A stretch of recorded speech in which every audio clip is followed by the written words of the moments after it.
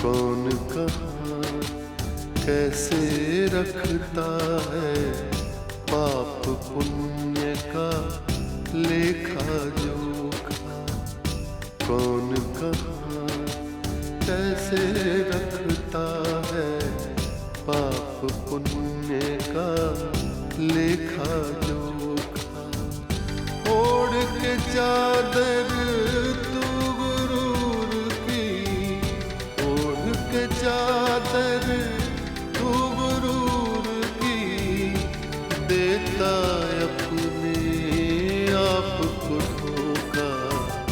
कौन कहाँ कौन कहाँ कौन कहाँ कौन कहाँ। कुछ पल के लिए तो मुझे ऐसे लगा जैसे बहन अन्नपूर्णा और विलियम जीजा जी मेरे सामने बैठे। तुम जहाँ भी रहो फोन पर मेरे कांटेक्ट में रहना। के की अगली फिल्म तुम्हें ही लेकर बनेगी। कहते हैं इश्क में खुदा की इनायत होती है। जी भर के इश्क कर, इसके लिए मुझे घर पे जूते भी पड़ेंगे ना तो खा लूंगा। आज मुझे जाना है, कल तुझे जाना होगा। हम बेटियां हैं ना। बाय द वे, आप कितने बजे तक घर आ जाएंगे? ठीक 9 बजे, क्योंकि प्रेम समय का बहुत पाबंद है। उसे सोचने का मौका तक नहीं देगी उर्वशी। वो एक बार जाल में आ जाए तो समझिए वो फंस गया वीरू जी।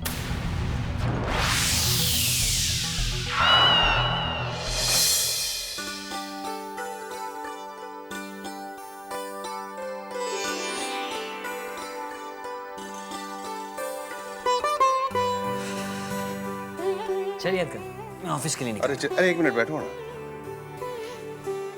भाई। चित्रांश, तुम्हारे लेख ने तो तहलका मचा दिया।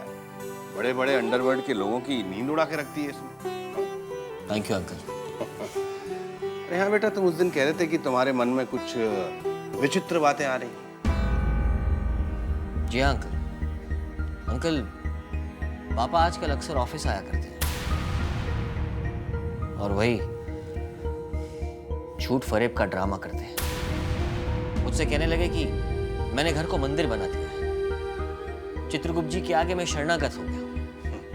ये तो बड़ी अच्छी बात है बेटे। अगर बलेश्वर जी के मन में ऐसी बातें आ रही हैं तो ये तो तुम्हारी बड़ी जीत है। अंकल, हाथी के दांत दिखाने के अलग और खाने के अलग होते हैं। पापा पर अब साधारण नहीं बल्कि मायावी पाप रूल कर रहा है। मायावी पाप?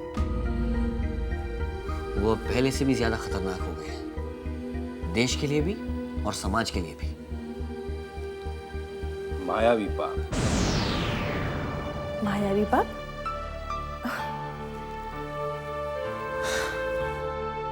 ये क्या है?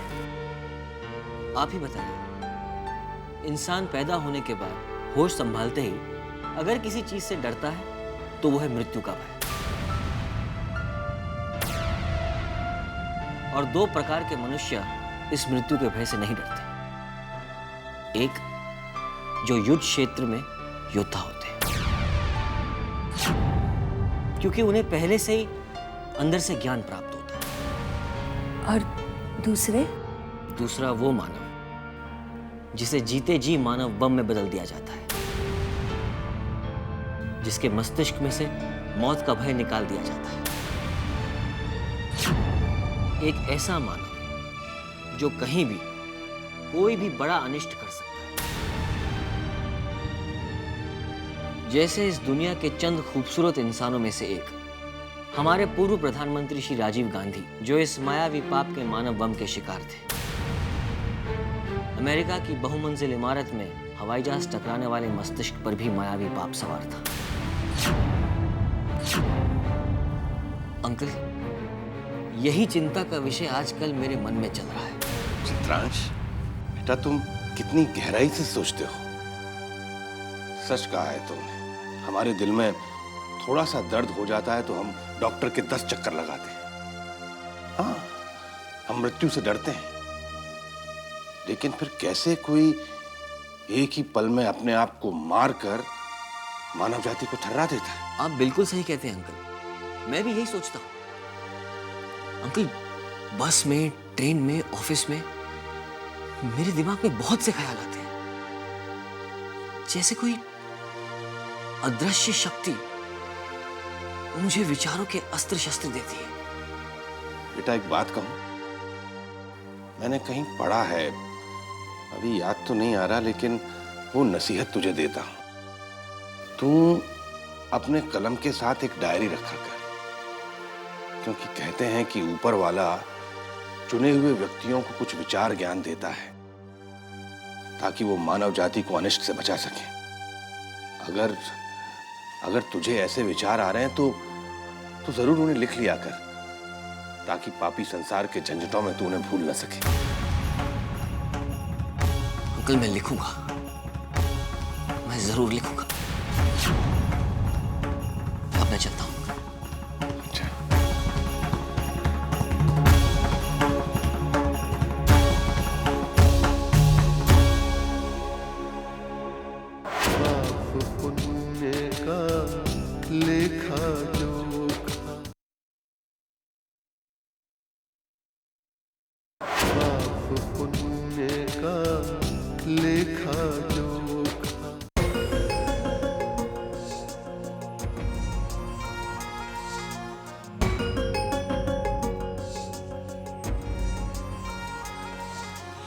Beautiful rose for a beautiful lady. Thank you. क्या बात है, बहुत टेंशन में लग रही हो? Any problem? घर में कोई बात हुई? आओ बैठो।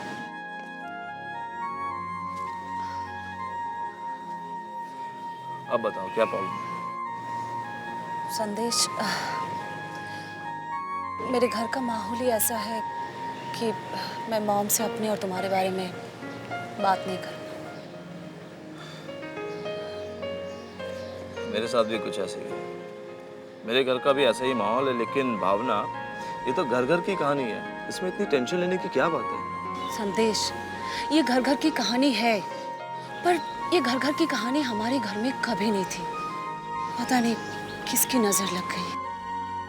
भावना, तुम इस दौर के होते हुए भी नजर जैसे ऑर्थोडॉक्स बातों पर बिलीव करती हो, वो भी एक डॉक्टर के सामने।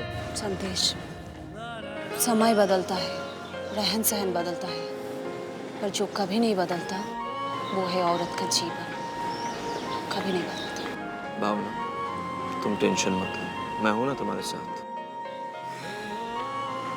मेरे लिए यही सबसे बड़ी चिंता की बात है संदेश। प्यार की हदों को लांघ कर जो गलती हमने की है, कहीं वो गलती हमारी लाइफ में सबसे बड़ी मुसीबत ना बन जाए। नहीं भावना, ऐसी बात नहीं है। ऐसा नहीं कि मैंने हर बात छुपाई हो।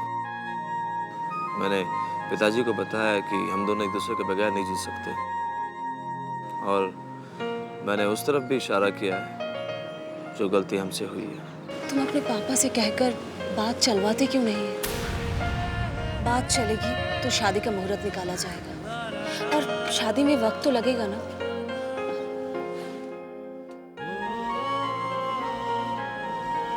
Thank you. हाँ, वक्त तो लगेगा ही। वैसे पापा ने कहा है कि वो सही वक्त देखकर बात छेड़ेंगे, अभी नहीं।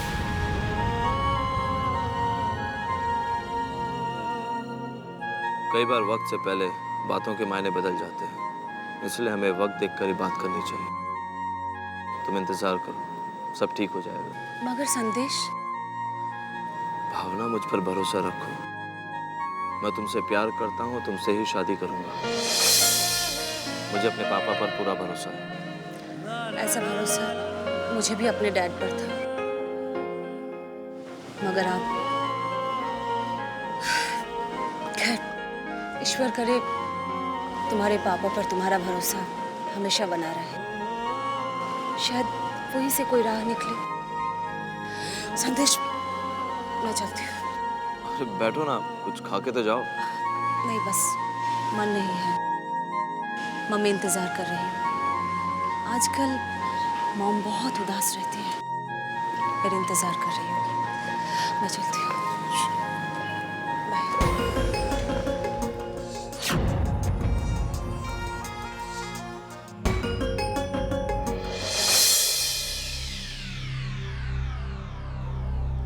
देखो क्या करूं यार, कुछ समझ में नहीं आ रहा है।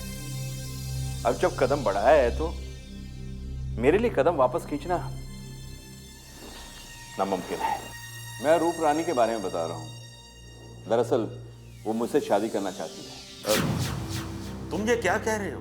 मैं ठीक कह रहा हूं जग्गू? नहीं नहीं आरसी, ये कैसे हो सकता है?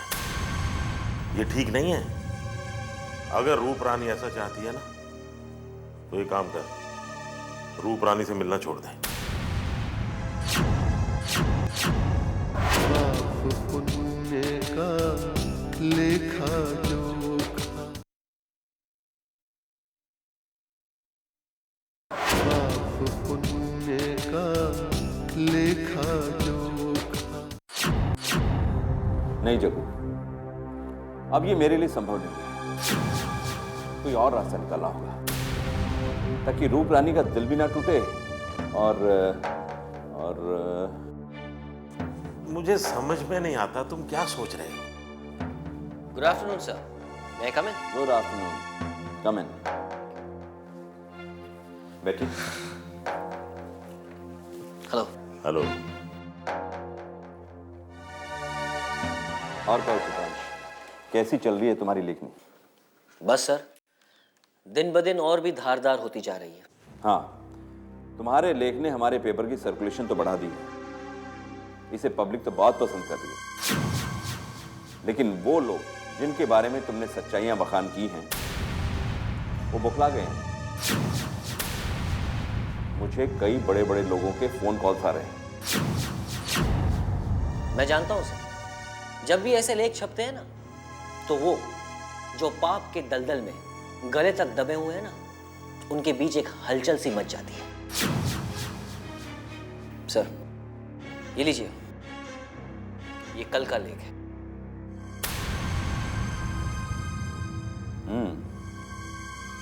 पाप पुण्य का लेखा जोखा, पाप के मुसाफिर।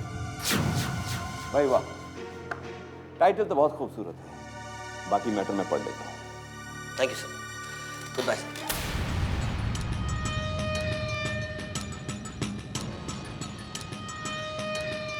लाइए मैं भी तो देखूं कल किसका पर्दाफाश हो रहा है।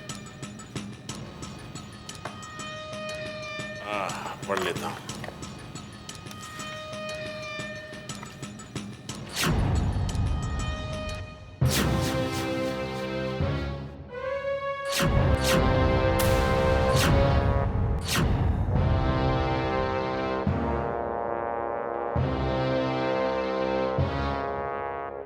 क्या बात है जग्गू, तुम कुछ परेशान लग रहे हो?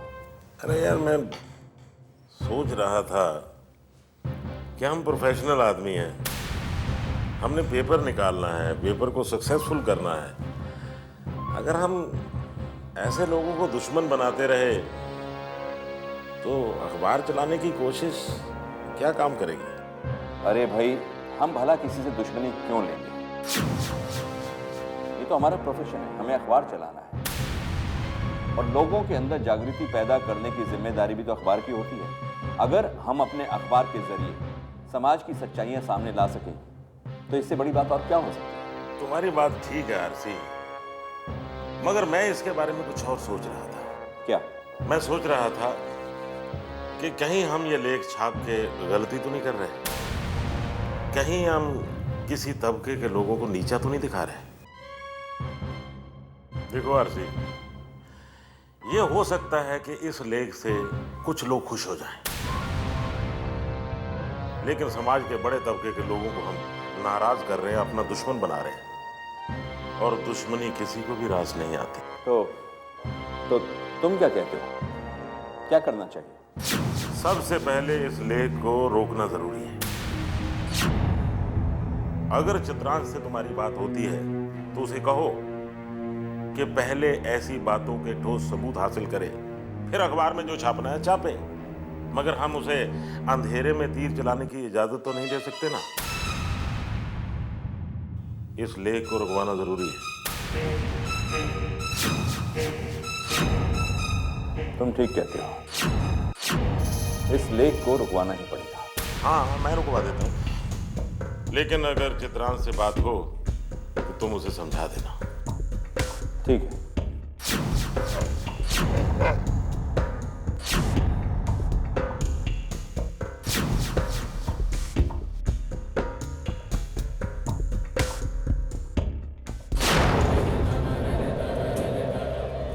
स्वामी, आपका अंश अर्थात चित्रांश की सोच में आपके विचार दिख रहे हैं। प्राणी चित्रांश अपनी बुद्धि से मायावी पाप और साधारण पाप अच्छी तरह समझ रहा है, परंतु क्या नंदिनी? आपने दिखाया है अभी अभी जग्गू जोरी, जिसे मायावी पाप की शक्तियां प्राप्त हो रही है, उसने आपके अंश चित्रांश पर अप्रत्यक्ष वार किया है, उसका लेख रुकवा कर। नंदिनी, मैं भी देख रही हूँ कि चित्रांश ही मायावी पाप को पहचानने के प्रयास में नहीं लगा है, परंतु मायावी पाप खुद ही तुरंत अपने शत्रु को पहचान रहा है। ये सत्य है। कलयुग की मित्रता के कारण पाप की शक्ति इतनी बढ़ गई है कि वह पुण्य आत्माओं को, जो उनकी सबसे बड़ी शत्रु बन सकती है, उसे पूर्वाभास हो जाता है और पुण्यवानों को कठिन चुनौतियों से जूझना पड़ता है। आइए देखते हैं आगे का वृत्तांत।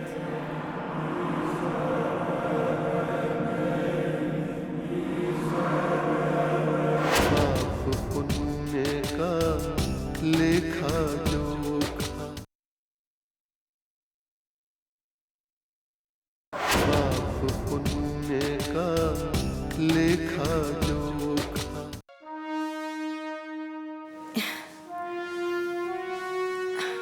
अरे मीरा, आओ। सिस्टर, अब तुम जा सकती हो। Okay mummy. जरूरत पड़ने पर मैं तुम्हें बुला लूंगी। जी।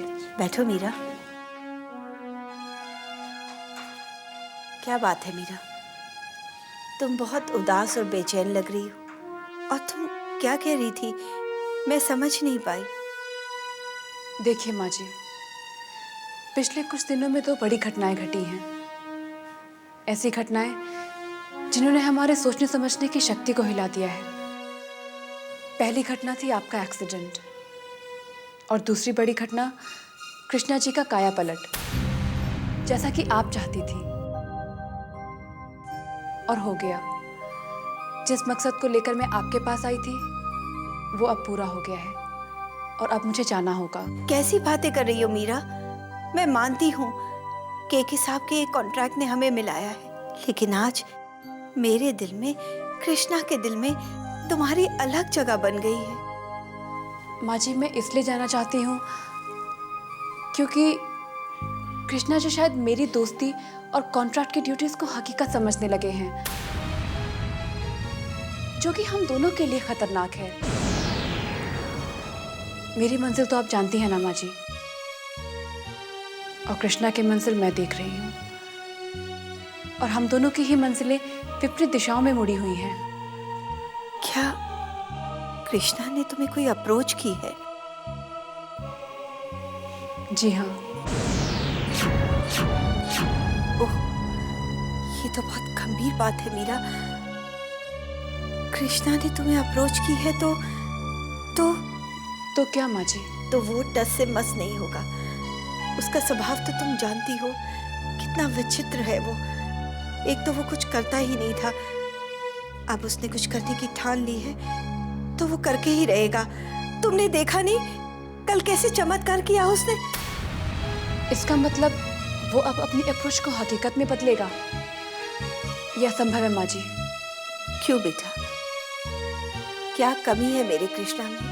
क्या कमी है हमारे खानदान में? और वैसे भी हर लड़की का यही सपना होता है कि उसकी शादी हो और उसका घर बस जाए। बस माँ जी, अब इसके आगे और कुछ मत कहिएगा, और ना ही इसके आगे अब मैं और कुछ सुन पाऊंगी। कृपया करके इन सब बातों को यहीं रोक दीजिए। और हाँ, मैं आज ही आपका घर छोड़कर चली जाऊंगी, क्योंकि चिंगारी अब शोला बनती जा रही है और उसे यहीं दबाना जरूरी है। और कृष्णा से क्या कहूंगी मैं? केके साहब है ना, फिर कोई नया स्क्रीन प्ले और कहानी बना देंगे। जैसे आई थी वैसे ही जाने की भी।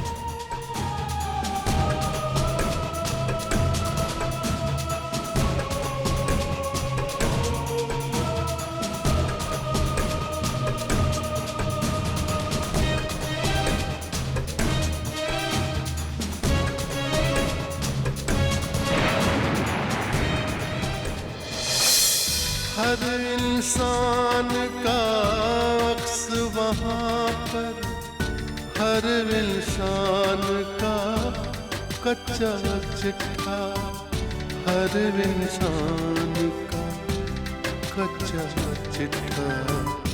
हाज़िरी सबकी लगती एक दिन, एक पल में ही फैसला होता। कौन कहाँ, कौन कहाँ, कौन कहाँ, कौन